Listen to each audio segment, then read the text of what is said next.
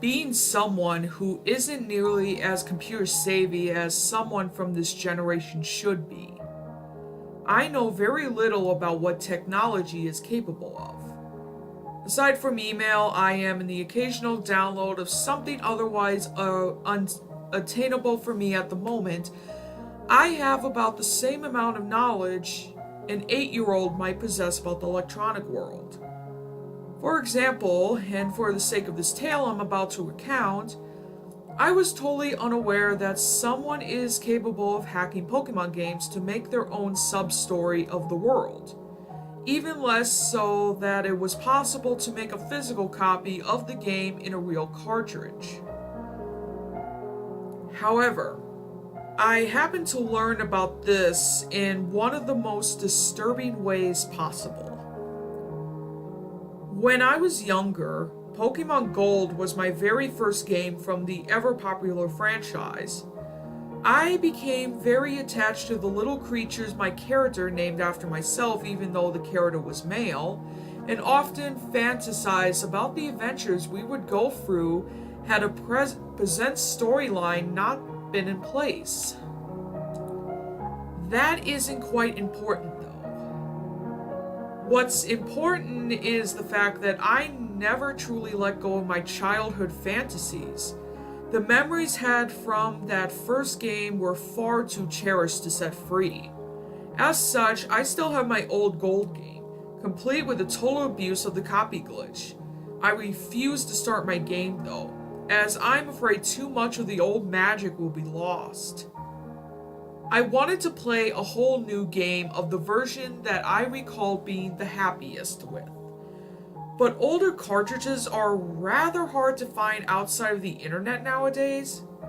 The most my local flea markets have are GBA games, hardly any being Pokemon.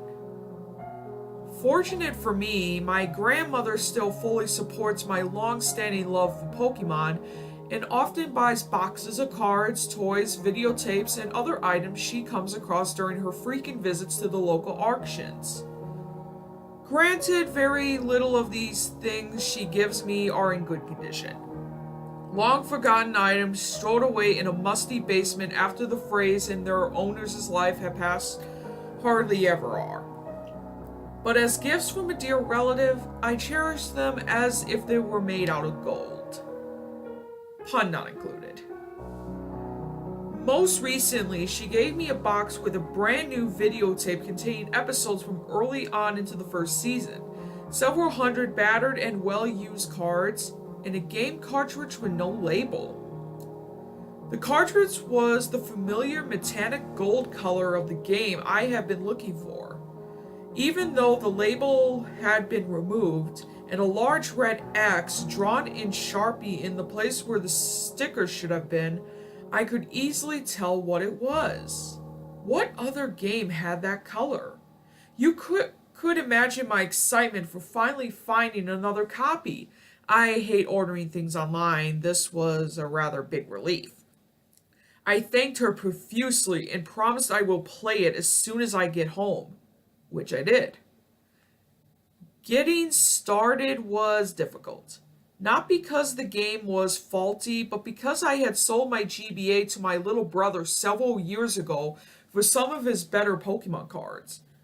Once something belongs to him, it's difficult to get him to lend it out to me. Such is sibling relations, I suppose. After much bribery, I finally got my hands on my former GBA and quickly inserted the vandalized game. Chills ran through my body as the opening movie for the game began to play, sending a wave of nostalgia crashing over me. It was good to see it again. The game opened normally. The pixelated image of Ho-Oh flying through the sky beneath the title presented itself before leading into the normal selection screen. The person who owned the game before me still had a game on file, but I cared very little for what someone did before me. Considering the condition of their things, they must have been very young. I was bound to be met with a team full of Pikachus with ridiculous names. I started a new game. It was here that I realized something wasn't quite right with the game. The normal intro involving the professor introducing you to the world of Pokemon didn't play out. Rather, it went more like this. It started with a black screen, which was quite familiar considering that's how Gold, Silver, and Crystal games began. But instead of the normal "what time is it" dialogue, I was met with Pokemon are nothing more than tools. Use them and throw them away. The black screen faded away, revealing an empty area at night. It looked familiar. I vaguely remembered it being from a route in an early part of the game. But since I've been away from the game for so long, I couldn't place it. In the silence of the scene, the sprite of your rival, henceforth noted as Silver, walked in from the left. He moved a little slower than normal, as if he was hesitant about something. Once he had moved to the middle of the screen, he stopped and turned back to look at where he came from, turned towards where he was going, and turned back towards where he had came once again. For a moment, he stood there simply staring towards the left side of the screen before a dialogue box popped up beneath him saying nothing more than ... After that, he turned back around yet again, only this time he continued off to walk off screen. The scene faded away to be replaced with Silver standing in the place where you first officially see him, just outside Professor Elm's laboratory. It was clearly in a slightly later part of the game than normal, as the professor and his assistants all exit the lab and went their separate ways. The assistants left town, and Elm walked further downward off screen, which I assumed that he meant he left for his house and remained in town. The character of Gold was nowhere to be seen. After that small scene, it stayed on Silver. I thought the game had frozen for a minute, but I finally realized I was able to move him. Honestly, I was a little excited. Silver was, and always has been, my favorite of the rivals. It was an interesting thing to be able to play as him. I moved him a little further downward to see if I was able to explore, but it stopped me each time I moved one step away from the front of the lab. A dialogue box popped up that said, "I can't leave yet," and it backed me up a step. I moved back up to the place he had originally been standing and moved into the window. It worked much like a door, as it allowed me to enter the lab. Aside from the regular equipment, bookshelves, computers, trash cans, tables, all that, the lab was empty, which was to be expected since the employees had left just a minute ago.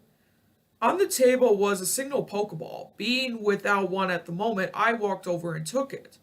A dialogue box popped up and said, "Obtain Totodile," but no item get music played. Apparently, stealing wasn't condemned even by the game. After pressing A, it gave me the option of naming the Pokemon. I picked yes, and as I love naming these things. As it took me to the naming screen, another dialogue box popped up, interrupting the naming progress. "Don't name it. You'll only get attached. Don't love it. Use it." It was clearly the voice of the same person who spoke in the very beginning. I found it odd. The naming screen faded away, leaving me in the empty lab, which I quickly tried to leave through the front door, but it was stopped by Silver saying, "Not through there." Again, he backed up and I exited through the window I had come in from. As if things weren't strange enough as they were, when I left New Barktown to begin the adventure and stepped into the grass, it was nearly impossible to get a random battle to start. Normally, I go out of my way to avoid them later on in the game, but during the beginning, it was something I enjoyed to get my Pokemon to level up. Being unable to find something to fight was a little frustrating. After several minutes of walking back and forth in patches of grass, I finally encountered a Pokemon, a Sentret. Nothing out of the ordinary, but when I sent out my Totodile and chose the only presentable useful move he had, Scratch, the Pokemon fled. I was rather confused. Wild Pokemon never run, not so early in the game. After a few more tries, all with the same outcome, I continued on to Cherry Grove. Just before I entered the city, I recognized the small area as the one Silver had walked through in the beginning. After entering the city, I bumped into Gold, who wordlessly challenged me to a battle. His Pokemon, a Cyndaquil, was already a slightly higher level than mine. I was still stuck at level 5, he was already at level 7. And even though I had the type advantage, he beat me. Before whining out, his sprite switched with the Cyndaquils. He looked disappointed. After exiting the Pokemon Center in Cherry Grove, I haven't used it prior, but it was apparently the only option I had. I walked back to the place that he had challenged me, only to find I was unable to battle him at this point again. The game was getting a little annoying by now. I had no money, Pokegear, or Pokedex, and I was unable to battle wild Pokemon. Fortunately, once I entered Route 30 onward, there were other Pokemon trainers in which I could battle and easily beat, though none of them seemed eager to speak to me after I had won. By the time I entered Violet City, my Pokemon's level was still too low to take on the gym leader. But with the money I had won from the trainers I fought before, I was at least able to buy some potions, so I felt I was set. The lesser trainers of the gym were easily enough. I was only forced to use 2 of my previous purchased potions, and I leveled up once. Though, as I took on the gym leader, he proved to me too much, and I lost yet again. Upon winning, he did the very same thing Gold has done, and he had looked disappointed as well. When the battle ended, I didn't white out. Rather, I had to endure a lecture about treating Pokemon correctly from the leader. Once he finished speaking, I received a one-worded option. Steal? I chose the only option given to me. Yes. Silver backed up one step and slammed into the gym leader, kicking him backwards. Another dialogue box popped up telling me that I have stolen the gym badge, TM31, and $500. After that, I whitened out. This is how it continued for the remainder of the game. While I was able to defeat lesser trainers on the paths to the cities and in the gyms, I constantly lost to the leader and was forced to steal their badges. The steal option also worked on people who would normally give you items in the game. This is how I was able to obtain key items such as the item finder, the bicycle, the water pail, HMs, and many more. They refused to give me anything otherwise. Again, anyone I spoke to either refused to talk, greeted with me only with ... or lectured me a little on how to properly treat my Pokemon. It was beginning to get that way with Nurse Joy as well. By the time I had progressed to Goldenrod City, anytime I whitened out, she scolded me. Pokemon continued to avoid me as well. If I wanted to better my team, I had the hope that the Pokeballs I used worked the first time. What was stranger about random battles is that even though if I locked the Pokemon in battle with Mean Look, the Pokemon passed out, literally. After my first attack on Mean Look, if I gotten the first attack that is, sometimes the Pokemon had a higher speed than mine. Before I was able to choose another, the Pokemon would faint on its own. The dialogue box proclaimed, Pokemon forced itself to pass out, and the battle ended. The only thing that seemed to go normal for me was the battles with Team Rocket. I always won against them, and they always treated me like a punk kid getting in their way. The rest of the game, up to a certain point, isn't exactly important. Aside from the win, lose, and steal, everything was more or less normal. While my Pokemon mature slowly due to the freaking losses, they did grow to like me a little as I began giving them haircuts and other little things to boost our bond. The last I had checked, the person who rated their happiness, one of very few people who spoke to me normally, said, "It's quite cute." I know what you must be thinking, that this isn't disturbing at all. That I should just accept the fact that this is simply a hack made to tell Silver's side of the story. Well, I did. And it was. But I'm not quite finished yet. Once I had finally made to Kanto, continuing the progress of Win, Lose, and Steal, I ventured into Viridian City. The second I stepped foot into the city, the music cut off. I thought for certain that this was simply a glitch in the programming, that I was now to walk through a soundless game. But as I stood there for a moment, a very faint noise picked up and faded away. I was now sure that the music had messed up, like it was trying to play, but couldn't. But as I stepped back into the route I had just came from, the music picked up perfectly. It was only Viridian City that was silent.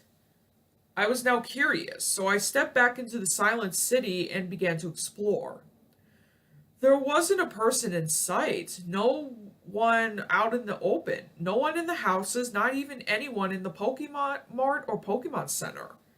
The city was entirely empty, just the silence and the occasional soft noise which I still haven't identified.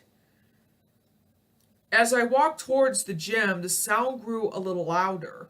I figured the noise was coming from the inside, so I entered.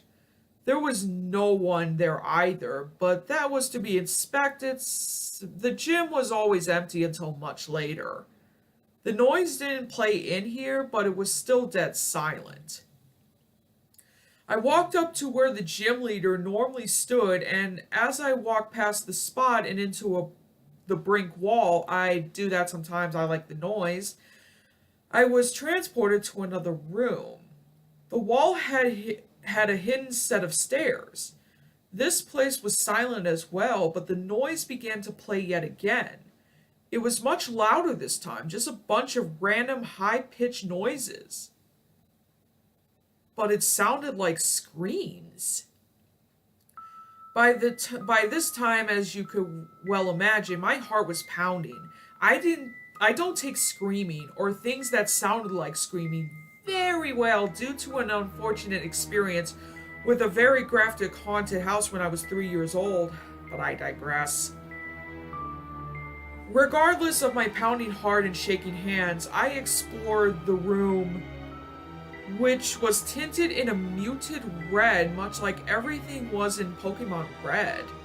The room followed a sideways zigzag pattern and the screams came at random. Some short, some long, and drawn out. It sounded like as if someone was being tortured. As I continued down the zigzagging hallways, I came across several disturbing images. Sprites of NPCs without their heads, as well as heads without their bodies. Anytime I tried to examine the bodies, Silver simply said, "Don't look." The bodies and the heads become more frequent as I went on, clogging up the hallways and leaving only a small path for me to follow, and the screaming became more frequent. The screen began to flicker as I walked, just like when it would if one of my Pokemon was poisoned, but none of them were. Just in case, I checked the status of my party. None of them were poisoned, but their health was going down. In an attempt to heal them, I picked a super potion out of my bag and used it on my Feraligatr. A dialogue box popped up and said, "It won't have any effect." Now I was disturbed. I knew none of this was supposed to happen. Regardless, I continue on, hoping that if they all fainted from this, I'd be taken back to a Pokemon Center and things will return to normal. It was stupid of me to assume that. I continued along the marble path, the screen flickering in and out. Finally, Silver stopped as the dialogue box popped up telling me that all of my Pokemon have fainted. But it didn't say what I had hoped. It said, all dead. By now, I was ready to cry, but I couldn't stop myself from trying to get to the end of this disturbing experience. If I didn't do this now, I'd just be tempted to try it again some other time. Finally, I reached the center room, which was now tinted a deep red. I assumed this was to simulate the fact that the room was filled with blood. However, there were only a few bodies scattered around it. In the center, there were a few live figures. A man, a Pokemon, Gold, and another Pokemon I can only assume was his Typhlosion. Gold's Typhlosion attacked the man's Pokemon, but it was quickly struck down. Its sprite first turning red, then gray, then disappearing. The man's Pokemon had killed it. Silver's sprite stepped forward on its own, and the man finally acknowledged he was there. Giovanni. Ah, son, you've made it. Come to see your rival's demise, have you? This caused Gold to turn around to look at you. The only thing he said was ... Silver continued to move on his own. He approached the man and kicked him backwards, which obviously enraged Giovanni. Giovanni, you're going to help him? Ha! You've become just as weak as the others. If he seems worth saving to you, perhaps I should show you that there is no sense in getting attached. Mewtwo, take care of him! Mewtwo obeyed his creator's command and approached Gold. I'm still uncertain of what it actually did, but it struck Gold, causing a scream much louder than before, as the sprite of Silver's rival lost its head and faded to deep red to gray. Giovanni. I told you long ago, Silver, Pokemon are nothing more than tools. People are as well. Use them and throw them away. Once they serve your purpose. Mewtwo, kill him! But Mewtwo didn't obey this time. Giovanni's words must have angered it. It turned to him and actually spoke. Mewtwo, you're no longer useful. It struck Giovanni, just as it had done to Gold and Typhlosion, but the scream Giovanni produced was much longer than any other I have heard. Mewtwo was torturing him. Finally, the scream faded away into nothingness, and Giovanni's sprite did just as Gold's did, leaving only Silver and Mewtwo alive in the room. As Mewtwo turned to face me, I knew that I wouldn't last for long. Mewtwo, not useful. It struck me, iterating a battle in which I was totally unable to participate. My sprite was in the place of any Pokemon. My health was full, but I knew it wouldn't help. I chose to run, but I couldn't. I chose to attack, but I had nothing to use. I just had to stand there as Mewtwo used Psychic on Silver's defenseless image. Even with the sound turned to a low level, the scream coming from Silver was disturbingly loud. Even as the battle screen faded away, the scream lingered until Silver's sprite turned from red to gray, which I now assume symbolized the coldness of death. Silver, along with Gold and everyone else who had been unfortunate enough to wander in this place from Meridian, was now dead. The screen faded to black, all except for Mewtwo's sprite, which remained in the center of the screen. My paranoid mind immediately made me think that he is somehow going to turn on me next, but the word "end" simply faded into just underneath him and the screen cut to black, taking me back to the opening sequence. I'm still unsure why this was made, why someone just shoved it in a box to sell, and why I happened to find it. But I can assume that I'm swearing off all randomly find games, even if it's new, or I'll never risk touching it again. The game I just described has slipped out of my possession since the first playthrough. I have no idea where it is, but I hope it's rotting in a dump somewhere.